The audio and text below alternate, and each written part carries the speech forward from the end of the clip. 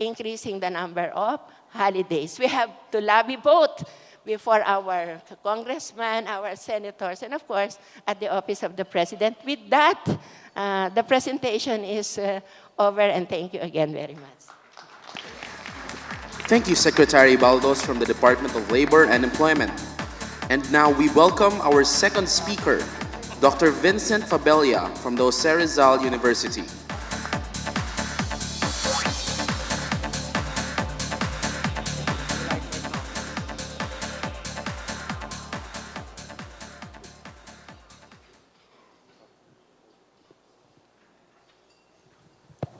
Hello and good afternoon. We'll just need to move the... Which way do I point? There we go. I'm going to take a few minutes of your time to talk about developing human capital for the competitiveness of the country. As you heard from the introduction, my background is in education. Along with Chito Salazar here, we've been very involved in trying to discuss from the viewpoint of private education what needs to be done to level up the quality of the graduates of our system. So I'm going to have to make, in the interest of time, allow me to make a couple of assumptions about your knowledge of education. The first assumption I will make is that you are, in general, very familiar with the major topics in education policy, which are, and that's, I'm kind of giving you the hint there, so which are really the introduction of senior high school or grades 11 and 12, and second really is the job skills mismatch. And those are the two main ones. I am going to skip the discussion of 11 to 12. If you have any questions about it, there's a panel. We can talk about it till death do us part. But I do want to focus on, because of the audience, I do want to focus on the job skills mismatch. The slide you have here is a funnel that is used by BPAP, the Business Process Outsourcing Association of the Philippines. It's a funnel that many of you have become familiar with, which is that in the outsourcing industry, out of 100 applicants, roughly 5 to 8 make it through to a complete hire. That number is higher now, it's about 10, right? When we started doing this kind of stuff, it was at 2. So there's some very slow progression there. But what that really points to, and I'm going to skip some slides, is that a lot of work has to be done in that handoff, that linking between academe and the industry. And the generic word we use in academe is the industry-academe linkage. In a nutshell, and that's the slide you see in front of you, it really is, there are very many models. I think the model in the Philippines is very different from models you'll see in the United States, which is usually where most of the discussion emanated from. In the US, a lot of what catches the press is really about research and the advancements of knowledge. In the Philippines, a lot of the concern is really about employability. So for the rest of these slides, what I am going to talk about is the employability angle, right? And you'll see there from employability, the student outcomes. The idea is for industry to get into partnership with schools to improve student outcomes. So the typical partnerships are faculty training, curriculum development, and improvement of facilities. Now, contrary to popular belief, schools and individual companies have been doing a lot of work in trying to improve this. We've cited some examples there. BPAP has its ADEPT program. DLSU has done its tie-ups. Ateneo is recently setting up a Jollibee University. Don Bosco is well known for its tie-ups with Porsche and Toyota. Lyceum University has gotten a long-term tie-up with the Dusit chain of hotels, etc., etc. Not just colleges and universities, but also associations. The Philippine Association of Collegiate Schools of Business, for example, has had a long-term tie-up with the Bankers Association of the Philippines for faculty immersion. A lot of schools spend a lot of time developing their on-the-job training programs. And I'm sure many of the members here actually do have OJT programs with schools. Let me just, one of the interesting models really is, and I think it's a very good model to use for a lot of exploration with schools, was the ADEPT program that was actually developed with BPAP. And the only idea I want to narrow down on is what BPAP found out is you already saw the initial funnel of which about 5 to 8 people were hired out of every 100. Those unfamiliar with the BPAP slides will quickly realize that there's a succeeding story there, which is another 30% barely missed being hired. They were termed the near hires. And what BPAP found out through research with the schools is simply that for the near hires, the amount of training needed to get them up to a hiring level was significantly low. Actually came out to about 60 to 100 hours, which in school terms is 2 subjects, which literally means you could actually insert it into a school's curriculum. And that's actually what BPAP started doing. It started partnering with schools to insert what we call 2 subjects or 6 units into a school's curriculum to get more near hires up to hiring, right? The second approach that's been very popular is really where a lot of industries, usually these are industry associations, but also individual companies, get very involved in industry-wide, education-wide initiatives. Usually what they do is they get involved in curriculum development. IBM Philippines I think about 2 years ago, launched an analytics degree in association with CHED. IBPAP, of course, has their service management track. Closer to home, our university has a major in supply management and one in cruise management. So I'm giving you an idea of what's actually out there right now. The big challenge we have, though, and we'll do this one also. The big challenge we have, though, is there are many individual examples of success. This one you see right now here is a tie-up our university has with the LIVIT, which is the education arm of Ayala Corporation. And what they do here is something very similar. They embed themselves into our curriculum. They bring in Ayala companies. They try to model actual work processes in these companies like Globe and BPI. And then that becomes part of the classroom training. I'll actually skip quickly to punchlines.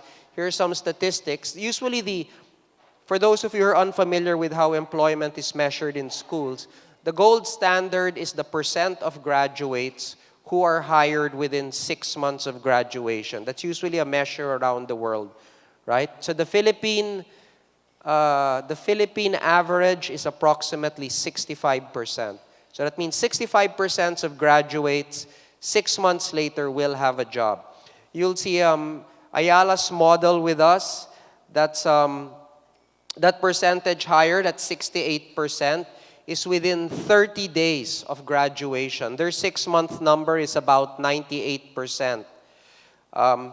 So industry, I do this as a hint that industry-academe partnerships do work, and they do work at really narrowing the gap, the skills mismatch that is often put up in the press.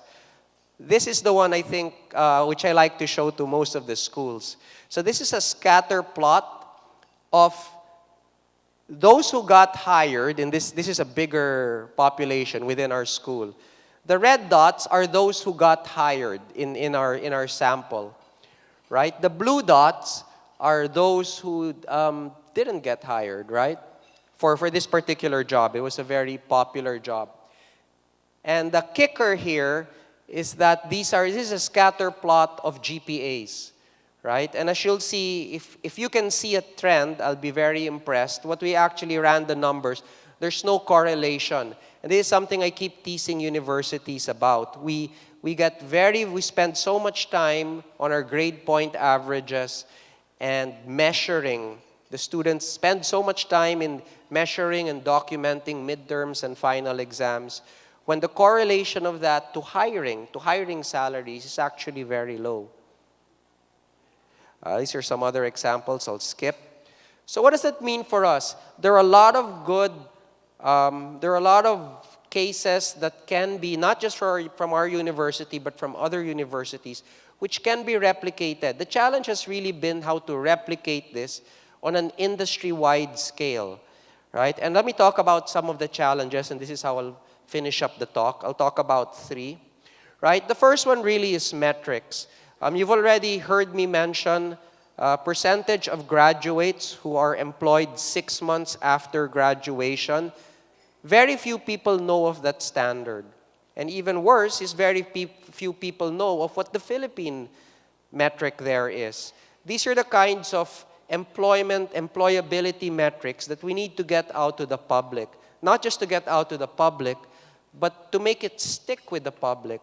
Too often, schools are driven, and it is a kind of a vicious cycle. Schools are driven by enrollment numbers. Enrollment numbers are driven by high school parents trying to figure out what the career of their kids should be like, right? They think careers.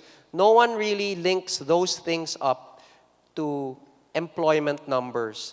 So that's why you have a lot of these job skills mismatch. People are not linking up. Schools are very lax at linking, many times are very lax at linking up curricular development to employment outcomes. So employment is one. The second one I'd like to talk about is really getting industry to play. So I've been a little critical of schools up to now, but I also have to be very critical of industry. Our experience, which has also been the experience of several schools, is that many companies are hesitant to partner on a long-term basis with schools. It's been very clear to us, a lot of the research which Chito to my left has already shared with many people in different fora, is that the partnerships between companies and schools has to be long-term, deep, and sustainable for graduates to come out with the skills that company needs. What do we mean by long-term and sustainable? Most often, a company will get involved with a school when it's on-the-job training, which is the last semester of the 4th year of a kid's education. Long-term partnerships usually start in the 2nd year, as early as the 1st year, where the company is helping build the curriculum and the training of the kids and the faculty, right? And we see that sorely lacking. And many times it's obviously because companies do not have models to follow, right? But we do tell the schools when they go to the companies, do not do a sales pitch where you are saying you're helping the kid. Try to avoid doing a sales pitch where it's a corporate social responsibility. You have to be able to tell the company the value proposition. And the value propositions are really straightforward. In our experience and in some schools' experiences, if you do a good industry-academe partnership, aside from the quality of the graduates, you will be able to reduce training costs of the company because many of their introductory training programs now get moved over to the curricula, to the school, to the 4 years of the school. They're not repeated within the company. You reduce the company's search costs, right? Hopefully, if you do things right, you will reduce the turnover costs of the employees of the company. And of course, you improve their long-term hiring forecasts. They already now know that they have pipelines of students who are becoming graduates, learning exactly the kind of values and competencies that this company needs upon hiring. The last 2 slides I have will talk about, so that was the criticism on the company side. Now let me go back to criticizing or sharing some of the challenges on the school side. Right? I think school curricula has been very, very focused on technical competencies, which is needed. But if you look at a lot of the surveys being done with the HR divisions of companies, it's rarely a lack of technical skills. A lot of the criticisms have been on communication skills, ability to work in teams, ability to think critically, right? And these are soft skills. And it's very hard to teach them in a classroom where your only assessments are a midterm and a final, right? I'm sure that's not how you teach it in the workplace. We'll skip that one. There has to be, maybe the last point I will give is that I've only been talking about companies and schools. There's a third player here, and that's really the government. What we've seen in those that work in other countries is the government really has to play a role here. And the role it has to play is a way to facilitate the partnerships of companies and schools. And without that facilitative role, it's going to be very hard to scale up the industry-academe linkages, which in turn is very critical to developing the labor competitiveness that's needed. Thank you. Thank you very much, Dr. Fabella. And now for our panel discussion, may I now call on the moderator of their panel on education and labor, host and executive producer of Probe TV Productions, Ms. Cheche Lazaro. Thank you very much, and good afternoon, everyone. We'll try to go through this in a very zip-zap fashion to get everybody's opinion on this evolving trend for labor based on what the educators are doing. And I myself had an aha moment here. When I was in school, I was told to look for a job that you would enjoy working on because you'll never work a day in your life. And now I'm being told that the educators are matching up with industry to give industry the jobs that they need. And so we'd like to thank Dr. Fabella and Secretary Baldos for the eye-openers about what is happening in the labor market. Congratulations on that wonderful scorecard. And Dr. Fabella for the strides that you are making in trying to match industry and education. I'd like to start, let me reintroduce our panel. We have Mr. Cecilia over there from the American Chamber of Commerce. We have, of course, our speakers here, Dr. Fabella, Secretary Baldos. We have Dr. La Chica here, who is the president of the Semiconductor and Electronics Industries in the Philippines Foundation. And to my left, Dr. Chito Salazar, who is president of the Philippine Business for Education. Let me start out by asking Dr. Salazar here, what are the challenges that are present in the electronics industry as far as, electronics industry, Dr. La Chica. What are the challenges facing the electronics industry insofar as getting the graduates that you need and having competent graduates for your labor force? Okay, well, first of all, a couple of things. What was printed in the souvenir program is erroneous. I'm no longer with the Lopez Group, although I'm consulting with them. So my position right now is speaking for the industry. Yes, okay. please. So let me just echo first and foremost the success that Secretary Baldos has done, because she mentioned several things. For instance, the minimum wage. We've seen some rationalization in the minimum wage system. For example, the two-tier system of having a floor wage and allowances seems to be more industry-friendly, but fair to the workers. The AQRF, in terms of matching what the rest of our neighbors are doing, especially with the ASEAN 2015 coming on board, harmonizing the ASEAN qualifications framework against the Philippine qualification framework.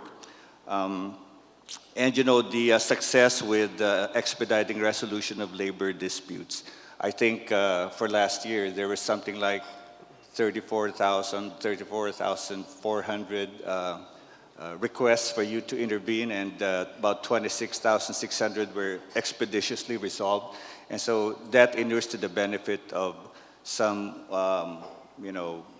44,000 workers to the tune of about 1.6 billion pesos. But what's more important for the business or the industry for us is minimizing the disruption and the interruption in our supply chain for the products and services we produce.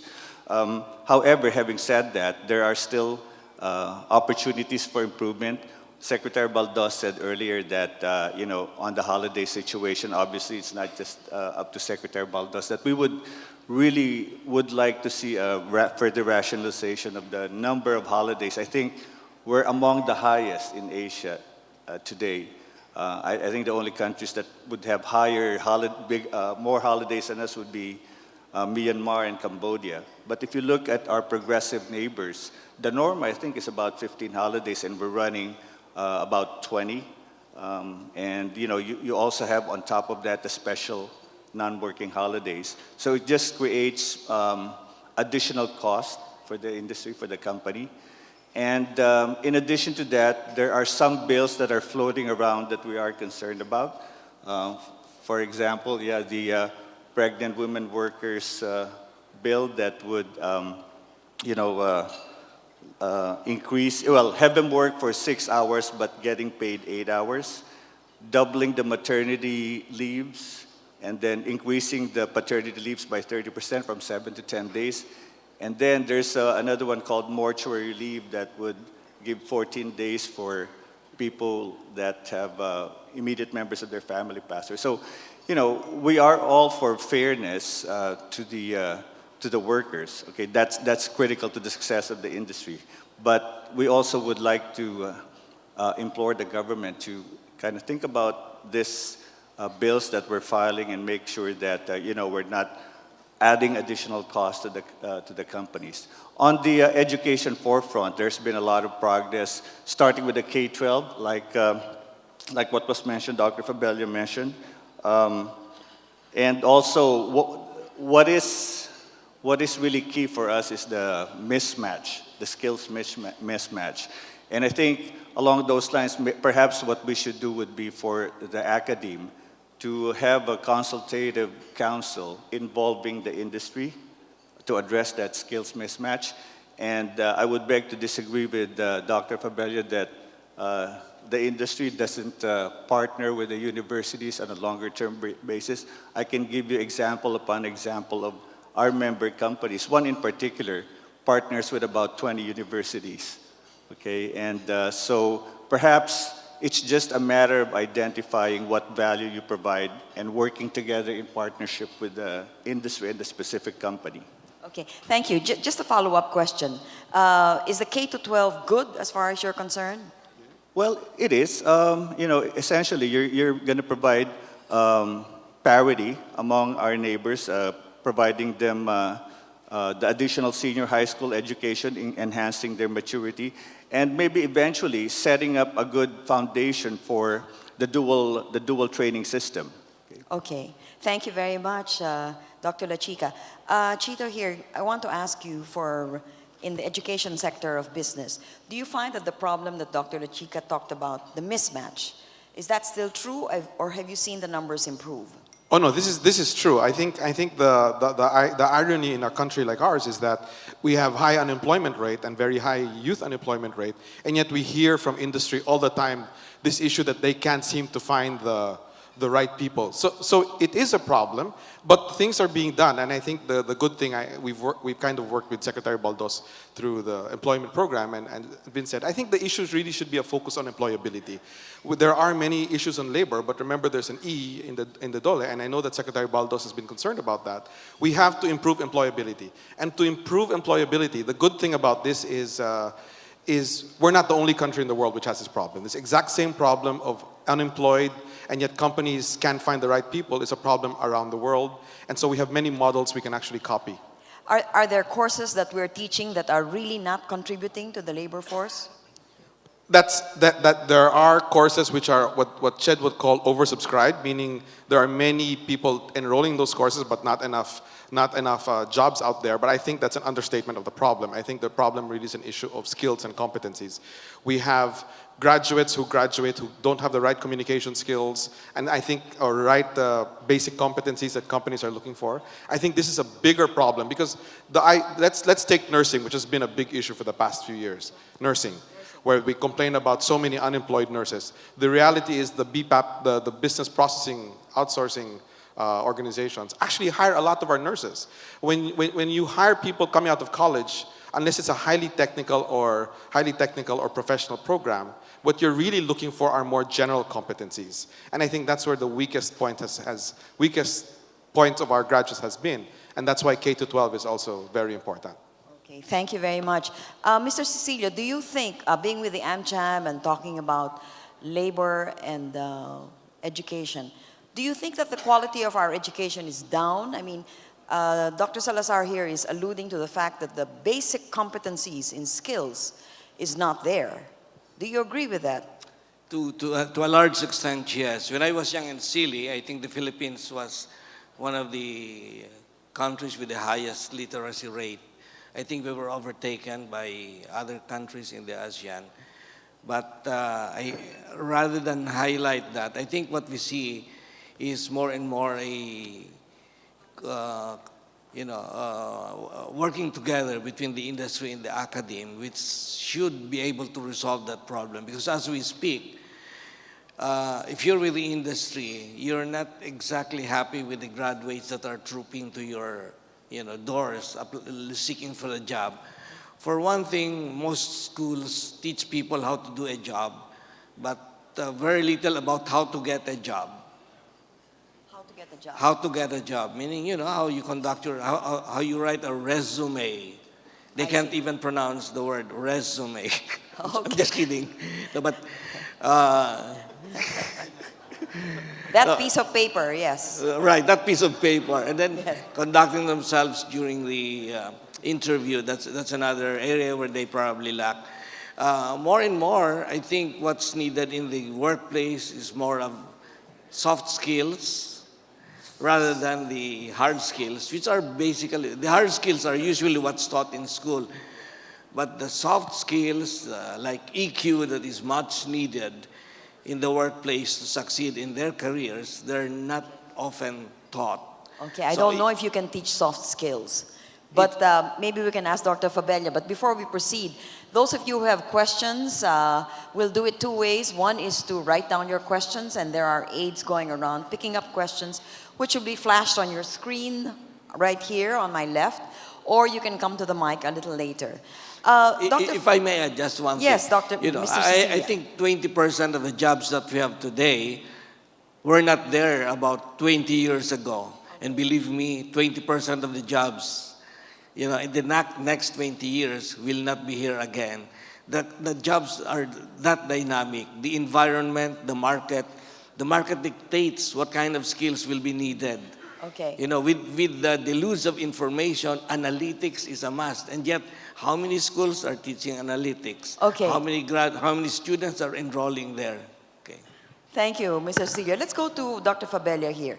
There is here the statement that the skills, the basic skills, competencies are not there. Can you tell us if that has improved, and if so, to what extent?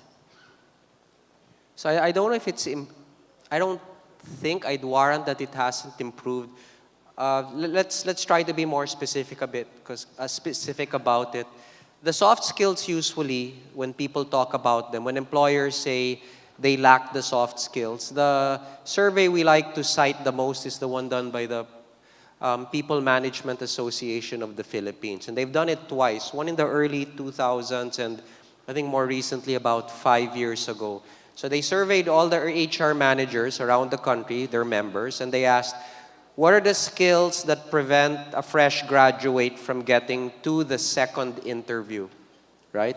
And all the soft skills came out. They came out with 3 soft skills. The first was what they considered soft skills. The first was communication, right? The second was critical thinking, right? And the third was confidence and comfort in dealing with uncertainty. That's what they highlighted. Now, those skills can be taught, but that's one of the reasons why we brought up, one of the problems is really the school system. Those of, even with the young members in the audience today, you will remember that your courses are usually taught, you usually meet for a subject twice a week, 1.5 hours each time, right? And then you have a midterm and you have a final. Now, you have to tell me which kind of boss would actually schedule your work hour that way, where they will say, I'll only meet